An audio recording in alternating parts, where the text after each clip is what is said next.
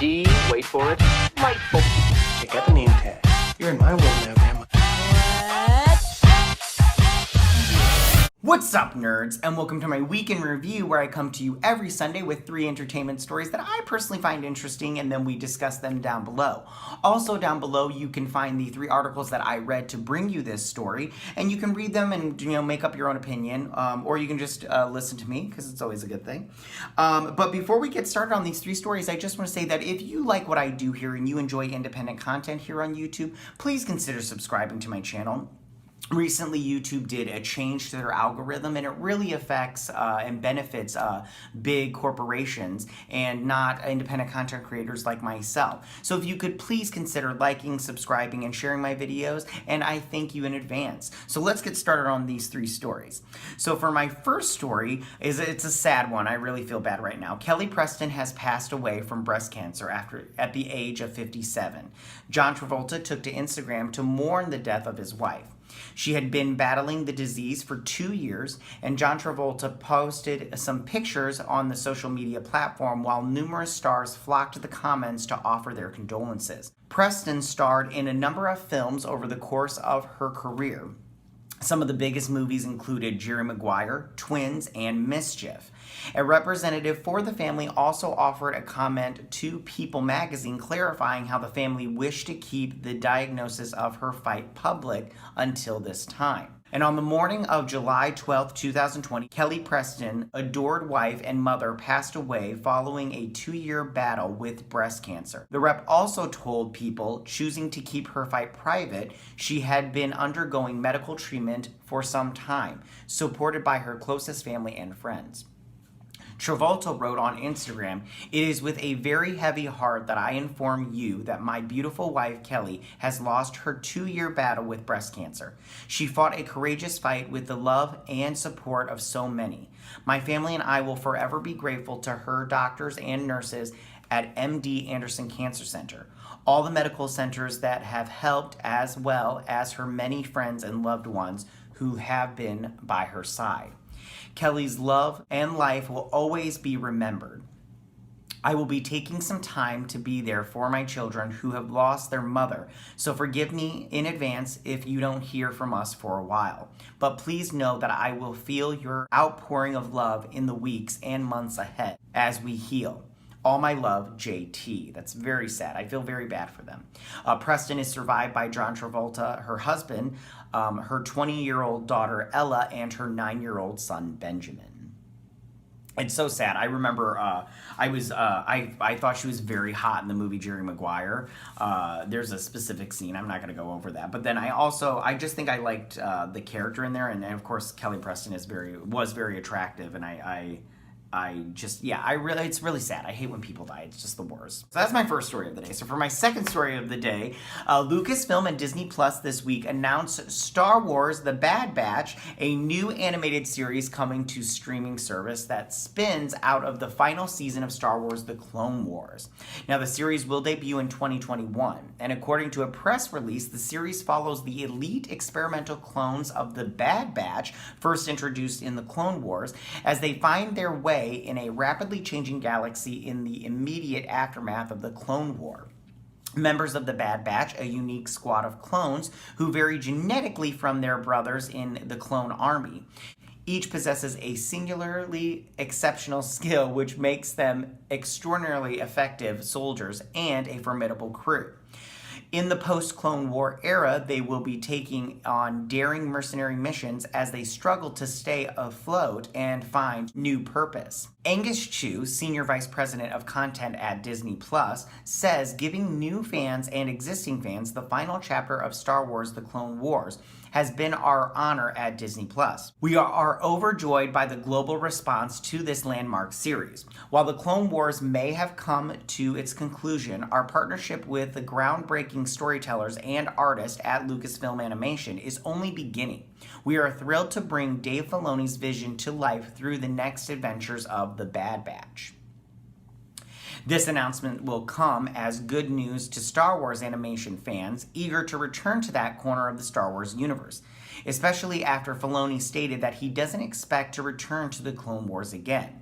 I don't know personally for me, probably not. I have a lot of things that I'm excited that we're doing looking forward. I'm thinking it's hard because I so appreciate the fan support and I appreciate just how excited everybody was that we were back. I understand them wanting more and more episodes.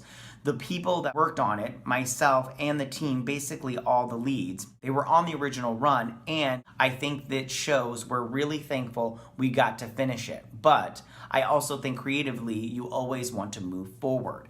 And I'm excited for this. I really like animation, so I'm kind of excited for this as far as a Star Wars fan goes and seeing something like this. I wasn't really happy with The Bad Batch. I mean, I wasn't one of those people like, oh, The Bad Batch, yay, and everything. But I will be watching this show just because, it's Star Wars stuff. Who doesn't love Star Wars?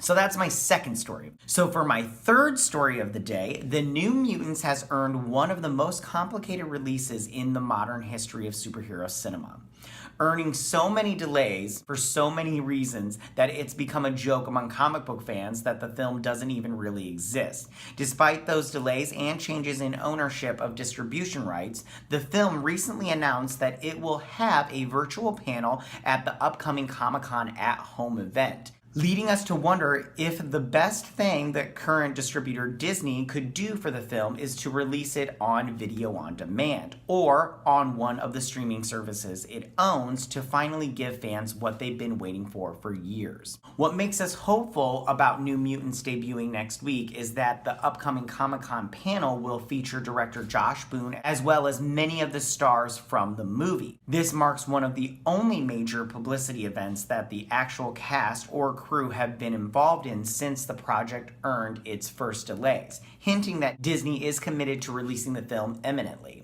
Now, the film's current release date is August 28th, delayed from its previous April 3rd release date due to the coronavirus pandemic, seeing theaters around the world being shuttered. Now, various major theater chains are hoping to reopen in the upcoming weeks as films like Tenet, Mulan, are both expected to open in August. Though the increase in confirmed corona cases in the United States has resulted in the theaters who have reopened already closing down again, leading to speculation that it could be months before theaters can reopen in any substantial capacity. Earlier this year, highly anticipated films like Trolls World Tour and Pixar's Onward both skipped a theatrical release to land on premium video on demand and Disney Plus, respectively. While horror films like The Invisible Man and The Hunt both quickly pivoted to the premium video on demand format as theaters began closing, there's a precedent for a number of films being made available at home in various formats. So, with it being likely that theaters will only barely be open at the end of August, if at all, Disney is forced to decide between giving the film its 5th release date, which is so crazy, or unveiling it either on Hulu, Disney Plus, or premium video on demand. If it is pushed back from its August release date, it would mark nearly 3 years from the time audience first saw the first trailer to its actual release date. And I think this is crazy. I think that New Mutants, I understand that they have problems with distributions and everything, and it's all legal and stuff, but if they found a loop around that whole situation, then I wish they would have been able to find that before when they launched Disney Plus, because that would have just been something to also put a little notch on their hat. But I think they should release it on video on demand or premium video on demand, just because I would buy it, I would rent it for 24 or 48 hours or whatever it is. Would you rent it for 48 hours if it was released on video on demand? I mean, I rented Invisible Man, Trolls World Tour, what was the other ones? All those ones. Onward, I rented it before it became available on Disney Plus just because I wanted to watch it with my kiddos. And yeah, I think they should release it on video on demand. And I think that might be what's going to happen, like they did with Cloverfield Paradox, where they issued during the Super Bowl, where they had that trailer, and then at the end of the trailer they're like, and it's now streaming on Netflix. And I'm like, what? And I immediately went and watched it. So tell me, what do you guys think about these 3 stories? How do you feel about Kelly Preston dying after her battle with breast cancer? So sad. I feel really bad for that family. How do you feel about Star Wars The Bad Batch being announced, and are you going to watch it? And then how do you feel about X-Men New, or well, it's not called X-Men, New Mutants and their panel at Comic-Con at home, and possibly being released on video on demand? And I just want to say that if you like my videos and you like my content, please make sure to like, share, and subscribe.